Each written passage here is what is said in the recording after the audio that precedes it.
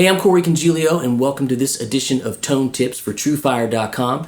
In this episode, we'll be talking about delay settings and delay sounds, my personal favorites, and we'll be talking about what you can do to get the most out of your delay pedal.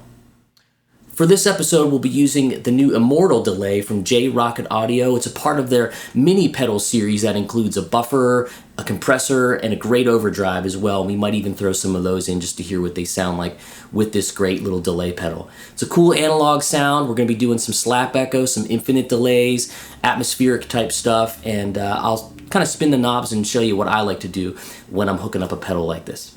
Okay, let's jump into a little slap echo sound and what you can do to really make your sound bigger with slap echo. Here we go. Okay, let's take a look at some of the gear I'm using for this demo. Got my 64 SG Junior going into a 2-rock traditional clean. This is a great pedal platform amp, high wattage, all tube. Sounds really, really great. I'm going out of that into the Universal Audio aux, amp top aux for cabinet simulation and taking that right into Pro Tools. We have the Rockett Immortal Echo delay that we're going to be focusing on, obviously, but I have a handful of other pedals you can see in their series. We have a buffer, the squeegee, compressor, the touch overdrive, and we can add a little bit of those in as well as we go along. So the first thing I want to talk about is a slap echo, and I always go for a slap echo when I plug in a delay pedal and hear what that gives me.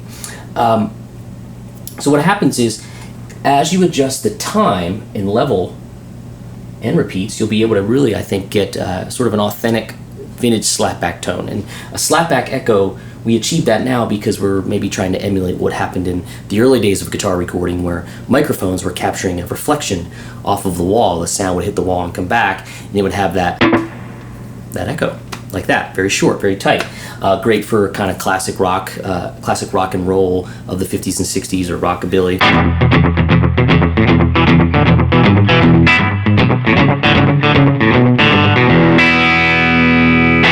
So how do we get that? Well, I always like to do obviously a very short time on the time knob here, on the actual delay time knob, excuse me. And you can hear that I'm cranking the mix control or the level control quite a lot just so we can hear it. But I'll bring it back, and the important thing is to always remember that we want to just have one single repeat. Here would be multiple repeats. Okay, so go back and we'll just do one repeat.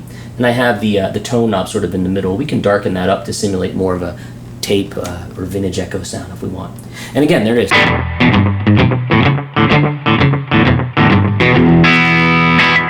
We might want to widen that out a little bit, add some more time to it. And what's great is when you're doing that, you play all kinds of different rhythm parts and see how it sounds.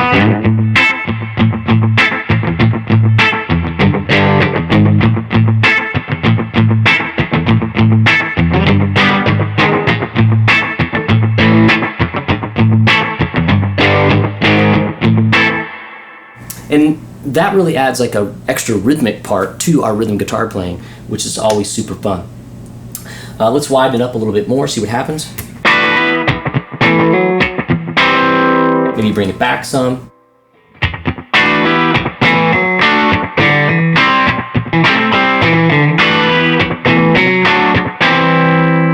What's really great about this analog delay of any variety, really, but this one in particular sounds really great. It responds to how we play. As you play harder and drive more signal into it, it's going to react a little bit differently, especially when you start to add overdrives and that sort of thing. Let's go back to. Okay, we got a nice setting right there. One of the things I wanted to talk about was what would we do if we made it even shorter and kind of ramped up the level.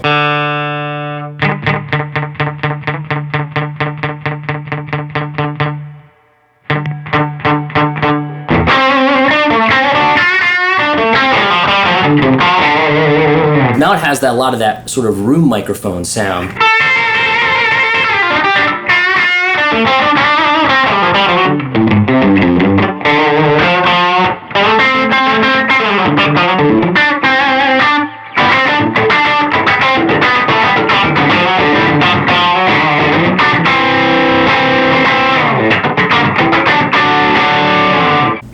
You know, a lot of people will quote Billy Gibbons and say like, it reminds me of like sort of that, you know, because that was him plugging into his Tweed Deluxe probably, or whatever, Tweed Twin or whatever he was using, and having that room sound give him that effect. So here's something I really like to do. Let's take the overdrive off and put the compressor on, and we'll get twangy here.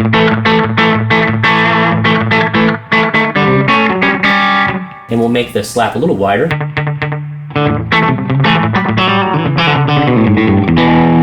Really fun for a chicken picking kind of thing.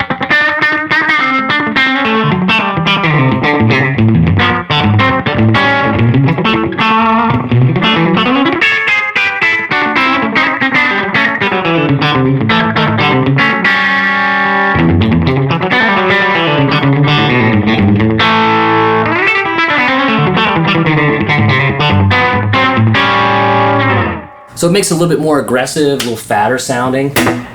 Really nice, and it worked really well with that reverb as it tailed away too.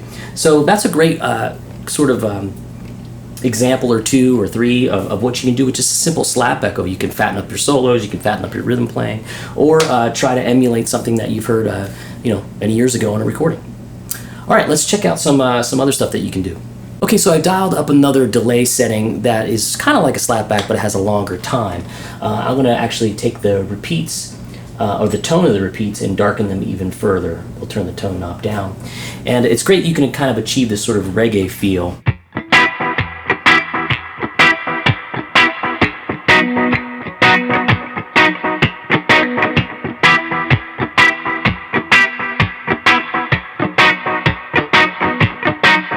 I love that. One of the things I also like to do is kind of nowadays, if we're trying to create maybe some throwbacky 50s kind of sound, what I might do is take the time a little longer and let's add more than one repeat, see what happens.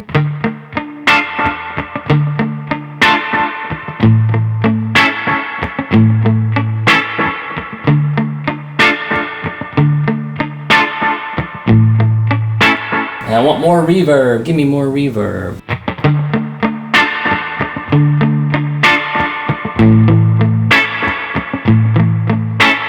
And maybe some more repeats.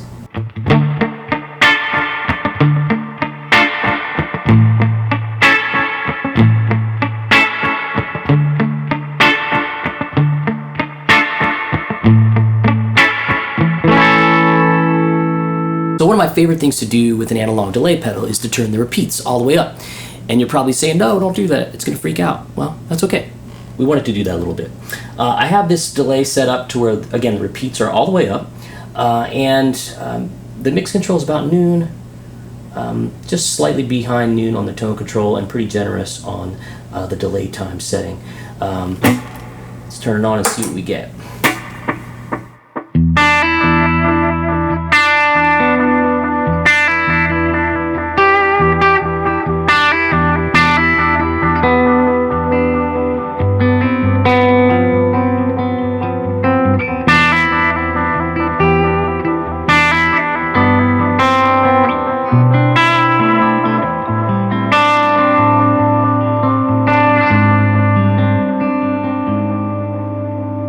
So what you can hear is there's a constant swirling of repeats happening underneath me, but I have it dialed in so that it won't overtake my initial guitar tone. I really love it, it's a lot of fun.